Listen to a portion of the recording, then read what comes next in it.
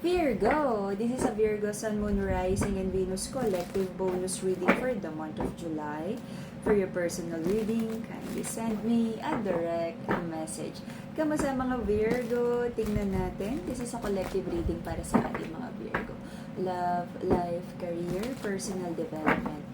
Collective energy ng ating mga Virgo. Pasok sa baraha. Virgo, Sun, Moon, Rising, and Venus collective bonus reading for the month of July. Let's see, anong meron para sa ating mga Virgo.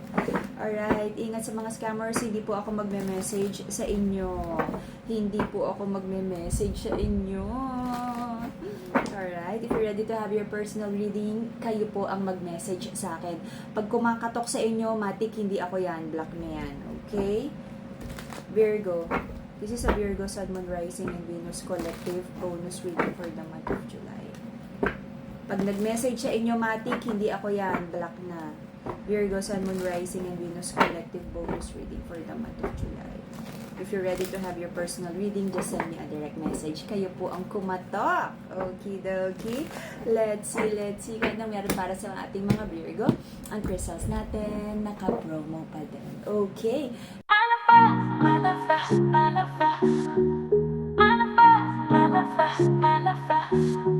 Hangman, ayaw nang mag-overthink at it feels like may mga connection, situation sa buhay mo that you feel stuck in the past, na parang nakatali ka, may obligasyon o kung ano man.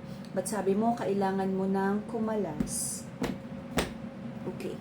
For quite some time, okay, sabi mo, pabalik-balik, no? This is walking away in reverse. Kumbaga, nagkaroon ng like temporary na pull off, kung ano man yan. Tapos, nagkasundo uli. But I feel, unti-unti kang nag-detach sa person na to. At nagkaroon na rin ng mga conversation in the past. Unti-unti, this feels like falling out of love. Maraming betrayal, feeling of betrayal here. Pinapanood mo lang tong person na to kung gaano ba to ka-loyal sa'yo. I feel nagkaroon na rin ng mga hindi magandang usapan because you feel triggered kapag naririnig mo pa lang ang pangalan ng tao na to. Sinubukan mo namang ayusin ng connection na to, pero sabi mo parang hindi ito yung gusto mong energy sa isang connection. Love, family, friendship, kung ano man yan. Sabi mo kung hindi align sa personal goals at kung hindi mo naman nakikitang naka-align tong tao na to, especially love connection, sa future self mo, bibitiwan mo to. Okay? Nagkaroon ng mabigat na energy pagdating sa partnership na to because you feel like hindi tamang connection ang person mo para sa'yo. Hindi mo rin maramdaman yung sincerity, lagi na lang may trust issues, at I feel ang lagi nyong napagtatalunan ay like kung meron ba siyang ine-entertain na iba. Virgo, it feels like you feel so disappointed sa isang solid commitment, kasal, engagement, okay? Nag-live-in, pero sabi mo ayaw mo na ng away, pagod ka na. I feel sa romantic connection na to, meron na rin namang na-involve na iba. Okay? Naging atras-abante yung learning mo ng lesson, pero sabi mo, kahit anong mangyari, you have to learn your lesson. Very Virgo energy. Okay? Marami lang bagay na dinadoubt mo na tama ba? Ito na ba yung perfect time? Aayusin mo na ba? Bibitiwan mo na ba? Magre-rebuild ka na ba somewhere else? Sinong ikikip? Sinong bibitiwan? Okay? Sinong kasama sa future plan? Something like that. Marami kasanang plano about this connection, but marami ding non-negotiable and unacceptable behavior here. Para sa'yo, ang dami mong ipinangarap na masaya, abundant energy for this connection, but lagi na lang may dishonest energy. Okay? I feel siguro pagdating sa pera, no, blessed naman, but pagdating sa honesty and loyalty sa connection, doon nagkakasubukan. Let's see. Virgo, Sun, Moon, Rising, and Venus collective reading for the month of July. The reason for the reading is nag-hold ba ka na ng cup of love mo, but sinubukan yung maging passionate ulit sa isa't isa, or for some of you, nagkaroon na ng bagong passionate connection. Okay? I feel your person nagkaroon ng connection sa isang tao na konektado sa trabaho.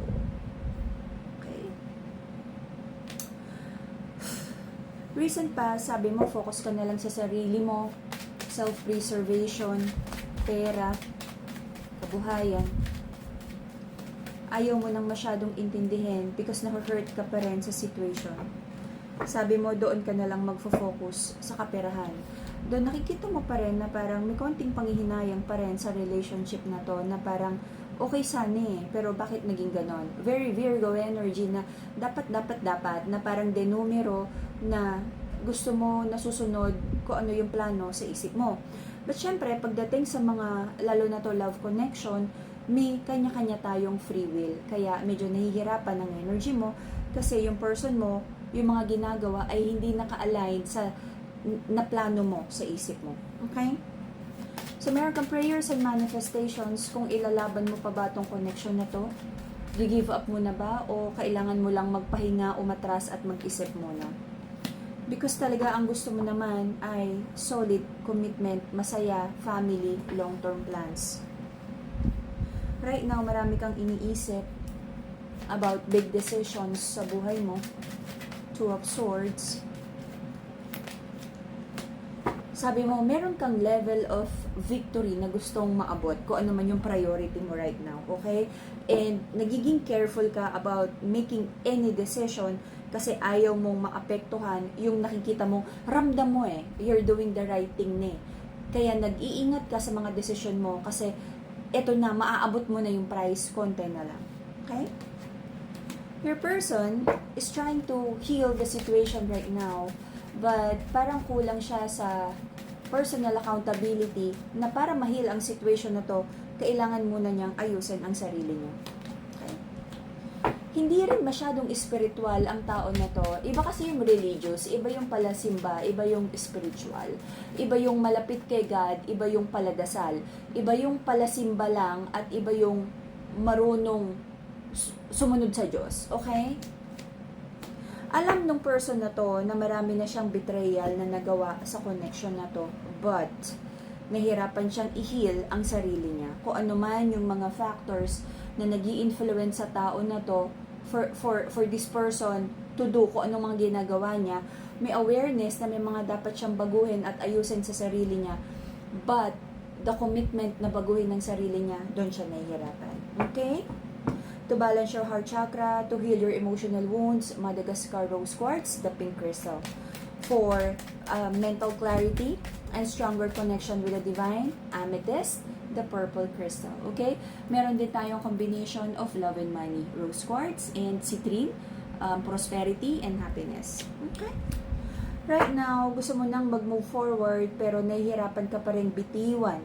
Okay? Mga energetic cords ng toxic connection na to. Bakit? Until the end of October, there is a feeling of being unloved, unrequited. Maaari mo pa rin iparamdam sa person mo kung gaano mo siya kamahal at gaano mo inilalaban ang relationship na to. Naghihintay ka pa rin ng malaking pagbabago, but it feels like parang ikaw ang babaguhin ng sitwasyon Okay? You would manage your emotions while waiting for this person to change. Pero bigyan mo ng tamang boundaries kung hanggang kailan ka lang maghihintay. Protect your mental health. Okay? So, Madagascar Black Tourmaline for grounding of emotions, protection from negative energy and evil eye. Okie-dokie. Meron din tayong evil eye. Clarify. You would try to emotionally detach muna sa person mo because may energy dito na maaari ka pa rin, you might feel unloved. Inisip mo, ano na ba talaga ang plano mo dito? Walk away ka na ba? Magbabago ka na ba na tatapusin mo na yung loving connection na to? Or magbibigay ka pa rin? I feel hindi mo pa rin magagawa tong major decision na to until in the next 3 months, until the end of October. But I feel sa ikakabuti mo to. Okay? May nakikita ako magandang blessing sa'yo in the next 3 months. Okay? Like regalo or commission, kung ano man tong financial blessings na to. Lahat ng pinaghihirapan mo may bunga. So, continue on your, yung career, kung anong pinagkakaabalahan mo, negosyo. And may mga bagay na hindi tayo makokontrol, especially if that involves desisyon ng ating partner o mga taong nakapaligid sa atin.